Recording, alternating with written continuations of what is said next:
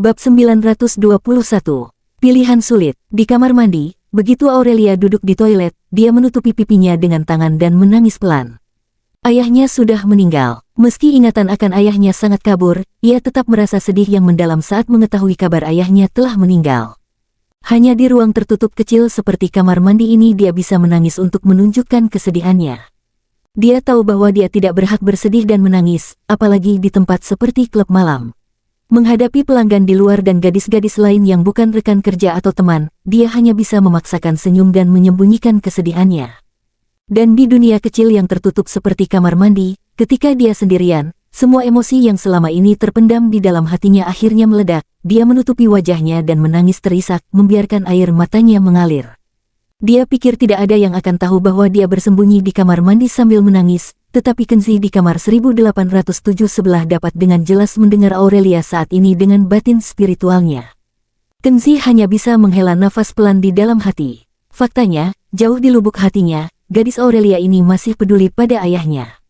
Tampaknya Aurelia tidak sedingin dan sekuat yang terlihat di permukaan. Saat ini, ponsel Aurelia berdering. Aurelia mengeluarkan ponselnya sambil menangis. Setelah melihat ide penelepon, dia jelas sedikit panik. Kemudian dia segera menyeka air matanya dan menjawab panggilan tersebut. Kenzi mengamati dengan jelas dengan batin spiritualnya. Setelah Aurelia menutup teleponnya dan mendengarkan beberapa kata, Aurelia tiba-tiba menangis lagi. Direktur Chen, tolong jangan lakukan ini. Ibuku tidak boleh kehilangan kesempatan ini. Tolong beri waktu 2 hari lagi, aku pasti akan mendapatkan uangnya. Kenzi mengerutkan kening, tidak tahu apa yang terjadi di telepon. Pria itu mengatakan sesuatu kepada Aurelia namun setelah beberapa patah kata di telepon, Aurelia tampaknya semakin sedih dan putus asa. Setelah menutup telepon, Aurelia segera meninggalkan kamar toilet. Ia menghadap cermin rias dan menyeka air mata dari sudut matanya. Kemudian ia menahan kesedihannya dan perlahan merias wajahnya dengan lipstik dan pensil alis. Setelah itu, Aurelia buru-buru meninggalkan kamar mandi. Di room, Bos Jaka yang sedang duduk di sofa tersenyum angkuh saat melihat Aurelia datang. Ia menepuk sofa kosong di sebelahnya dan mempersilakannya duduk di sebelahnya. Dia baru saja memikirkan kembali apa yang baru saja dia bicarakan dengan Nona Aurel. Menurutnya harga yang diminta sebesar 200.000 memang harga yang bagus untuk wanita cantik seperti Nona Aurel yang memiliki penampilan luar biasa, namun itu masih kurang. Dia mengangkat segelas anggur dengan munafik, menyerahkannya kepada Aurelia dan berkata, aku telah berubah pikiran sekarang. Selama Nona Aurel bersedia menghabiskan malam bersamaku malam ini, aku bersedia membayar 500.000. Bos Jaka mengatakan ini kepada Aurelia, dan dua gadis di sebelahnya sangat cemburu, mata mereka menjadi merah. Dua pengawal di sebelah Bos Jaka juga diam-diam merasa iri. Aurelia bisa mendapatkan uang tunai 500.000 dalam 1 malam. Kecepatan penghasilan seperti ini sangat hebat. Bos Jaka, aku akan berbicara terus terang. Aurelia serius saat ini, dan ekspresinya menjadi sangat tegas. Dia tidak terlihat seperti gadis klub malam sekarang, tapi dia terlihat seperti telah membuat sebuah keputusan serius. Dia menatap Bos Jaka dan berkata-kata demi kata. Jika kamu benar-benar menginginkanku, harganya 1,2 juta. Berapa? 1,2 juta. Kedua gadis di dekatnya tiba-tiba berteriak, Aurelia, apakah kamu gila? Apakah kamu menganggap dirimu seorang bintang atau supermodel, kamu berani meminta 1,2 juta? Betul, jangan lupa, kamu hanya seorang gadis yang kerja di klub malam. Saat kedua gadis itu berbicara, mereka berdua menunjukkan rasa jijik dan penghinaan di mata mereka. Kedua pengawal itu tidak tahan lagi dan berkata dengan dingin, Aurelia, apakah kamu menganggap Bos Jaka sebagai mesin uang? Wanita seperti apa yang tidak didapatkan oleh Bos Jaka? Orang-orang yang disebut selebriti dan model muda bahkan lebih banyak wanita kelas atas, tidak ada yang berani meminta harga setinggi itu. Kamu, wanita klub malam, berapa nilai hargamu? Aurelia mengabaikan mereka, berkata dengan tegas kepada Bos Jaka. Bos Jaka, jika bukan karena kekurangan uang, aku tidak akan bekerja di klub malam. Jika tidak membutuhkan uang mendesak, aku tidak akan menggunakan tubuhku untuk ditukar dengan uang. Tidak peduli apakah itu 500.000 juta, atau bahkan 1 juta, itu tidak berarti apa-apa bagiku. Tapi aku harus mendapatkan 1,2 juta sebelum aku bisa tidur dengan Anda. Dan hanya malam ini, Anda hanya memiliki kesempatan sekali ini. Setelahnya, tidak peduli berapa banyak uang yang Anda bayarkan, aku tidak akan tidur dengan Anda. Begitu dia mengatakan ini, semua orang yang hadir, termasuk Bos Jaka, sudah paham dengan jelas. Aurel pasti menemui kesulitan dan membutuhkan 1,2 juta, jadi dia rela menjual dirinya karena putus asa. 1,2 juta sebenarnya bukan apa-apa bagi pengusaha kaya seperti Bos Jaka. Namun, harga yang ditawarkan Aurelia lebih tinggi dari semua wanita yang pernah bermain dengannya sebelumnya. Bos Jaka masih harus mempertimbangkan hal ini. Bos Jaka mengguncang gelasnya dan berkata sambil tersenyum, "Nona Aurel, meskipun harga 1,2 juta agak mahal, aku Jaka Prima, bukan orang yang pelit. Aku sangat senang menghabiskan 1,2 juta untuk bermalam bersama Nona Aurel. Tetapi Nona Aurel harus berjanji. Jika ini pertama kali bagi Nona Aurel, maka Nona Aurel harus mengizinkanku bermain dengan sesukaku." Bos Jaka mengatakan ini tanpa menyembunyikan apapun, memperlakukan Aurelia seperti barang, tanpa ada rasa hormat sama sekali. Aurelia merasa terhina tidak seperti sebelumnya, seperti harga dirinya diinjak-injak sesuka hati. Tapi dia tidak punya pilihan lain selain menahan rasa malu dan berkata dengan sedih, "Oke, aku berjanji kepada Anda bahwa aku pasti akan menuruti keinginan Anda tanpa perlawanan atau penolakan." Setelah mendengar ini, mata Jaka Prima tiba-tiba berbinar. Aurelia memang seorang perawan murni. Atribut langka ini lebih berharga dari apapun. Ia kini merasa harga 1,2 juta itu sangat bagus, meski 2 kali lipat lebih mahal, tetap saja bagus, karena Aurelia sangat cantik dan menawan, dan dia juga mahasiswa berprestasi jurusan seni di universitas bergengsi.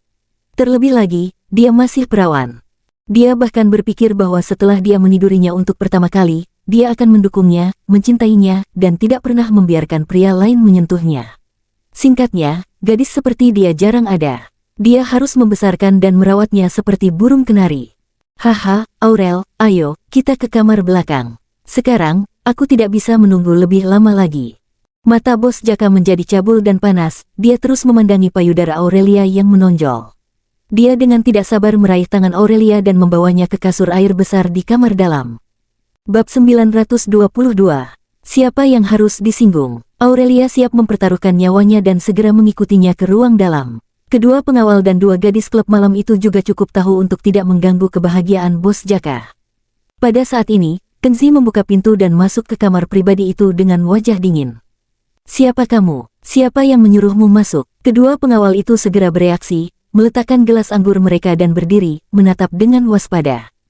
Kedua gadis itu tertegun sejenak dan langsung menyadari bahwa laki-laki yang tiba-tiba masuk dan berpakaian seperti orang desa adalah laki-laki yang pernah berkonflik kecil dengan mereka di depan ruang ganti, dan wajah gadis itu langsung marah.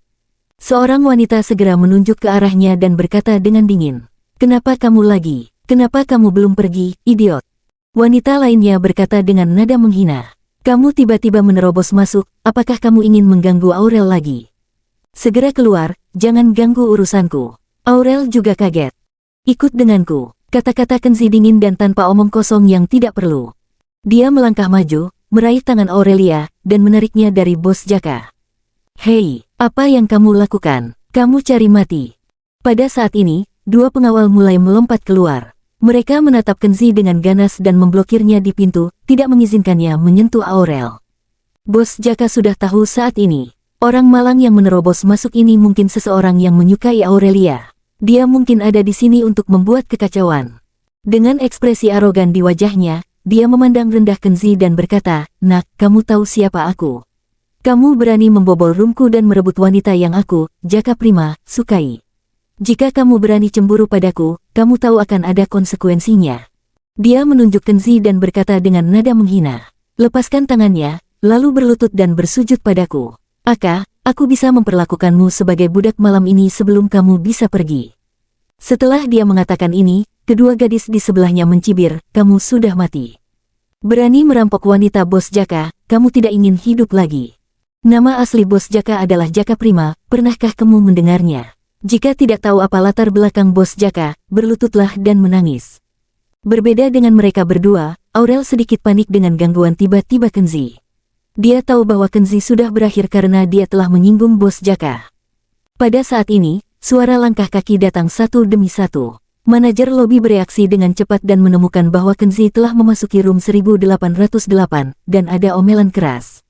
Dia tahu ada sesuatu yang tidak beres, jadi dia membawa sekelompok besar keamanan penjaga, dan para preman yang menyaksikan kejadian itu bergegas mendekat. Manajer lobi telah menabuh genderang di dalam hatinya. Dia tidak tahu apa yang pada akhirnya akan dilakukan oleh Tuan Harimurti di tempat itu, tetapi dia tahu bahwa selama Tuan Harimurti tidak bahagia, situasi buruk 2 bulan lalu akan terjadi lagi. Pemandangan 2 bulan lalu sekali lagi sama dengan bencana seperti gempa bumi.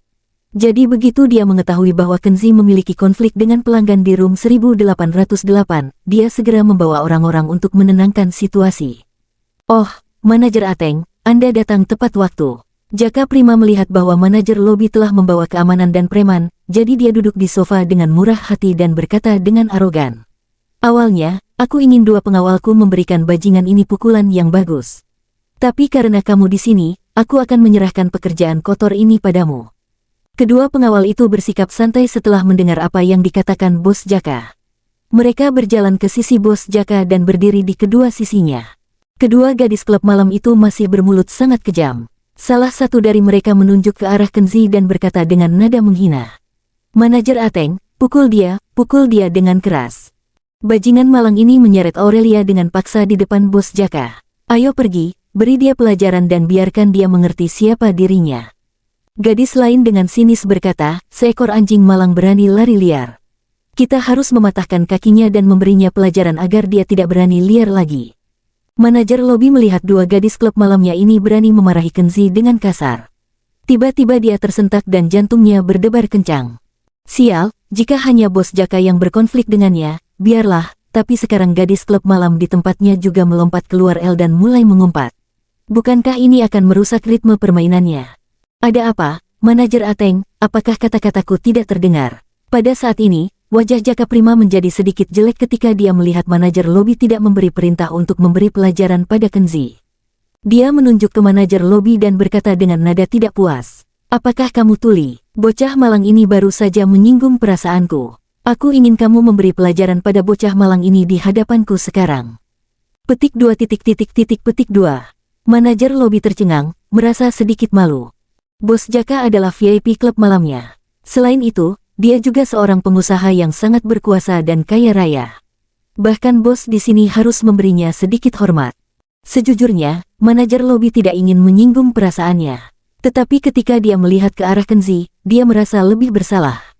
Jika dia membantu Bos Jaka dan menyinggung perasaan pemuda ini, bukankah itu akan lebih merepotkan? Kenzi memandang manajer lobi dan berkata dengan dingin. Kenapa kamu berdiri saja di sana? Ayo, aku ingin melihat bagaimana kamu ingin memberiku pelajaran. Kenzi sudah membuat rencana. Selama ada yang berani macam-macam, dia tidak akan berbelas kasihan malam ini. Klub malam ini pasti akan dia hancurkan berkeping-keping. Dengan begitu, meskipun Aurelia ingin menjadi gadis klub malam, tidak akan ada lagi klub malam yang menerimanya. Tapi dia tidak menyangka, dan semua orang yang hadir tidak menyangka bahwa manajer lobi bergidik setelah mendengar kata-kata Kenzi. Dia jelas ketakutan. Di bawah tatapan heran semua orang, manajer lobi membungkuk dan meminta maaf kepada Kenzi berulang kali. Maaf, Tuan Harimurti, jangan khawatir, aku tahu apa yang harus dilakukan. Aku tidak berani berurusan denganmu. Setelah selesai berbicara, dia menunjuk ke arah Bos Jaka dan yang lainnya, menunjukkan ekspresi galak dan mengertakkan gigi. Dengarkan dengan jelas instruksiku. Jaka Prima, 2 pengawal, dan 2 wanita klub malam yang baru saja melontarkan kata-kata kasar kepada Tuan Harimurti, patahkan kaki mereka di depan Tuan Harimurti. Semua orang terkejut setelah mendengar ini. Bos Jaka berdiri dan mengutuk dengan marah. Kamu bajingan, apakah kamu sudah bosan hidup? Apakah kamu begitu buta sehingga berani membela orang malang ini? Manajer lobi tidak menyerah, mengertakkan gigi-giginya. Bos Jaka, aku tahu sulit menyinggung perasaanmu, tetapi kami tidak dapat berbuat apa-apa. Karena jika kami tidak menyinggung perasaan Anda, itu berarti kami akan menyinggung perasaannya. Dia mundur setengah langkah dan melambaikan tangannya, berkata dengan dingin. Persetan mereka semua, patahkan kaki mereka di depan Tuan Harimurti. Ya, penjaga keamanan dan preman itu hanya mendengarkan manajer lobi. Setelah mendengar perintah, mereka segera bergegas maju, memukuli kedua pengawal itu dengan keras, lalu memaksa Jaka Prima jatuh ke lantai. Di depan Kenzi, dia mengayunkan tongkat dan memukuli kaki Jaka Prima sampai dia berteriak seperti babi yang disembelih. Ada juga 2 gadis klub malam yang bermulut kejam, semuanya meringkuk di sudut, gemetar begitu keras hingga mereka hampir kencing karena ketakutan. Mereka tahu bahwa akhir mereka tidak akan baik, dan mata mereka yang menatap Kenzi jelas penuh dengan kepanikan dan ketakutan. Kenzi mengerutkan kening dan berdiri di sana tak bergerak dengan wajah dingin, memperhatikan semua yang terjadi di dalam room. Namun Aurelia memandang Kenzi dengan heran, bertanya-tanya, siapa dia? Mengapa klub malam lebih memilih menyinggung perasaan bos Jaka daripada berani menyinggung perasaannya?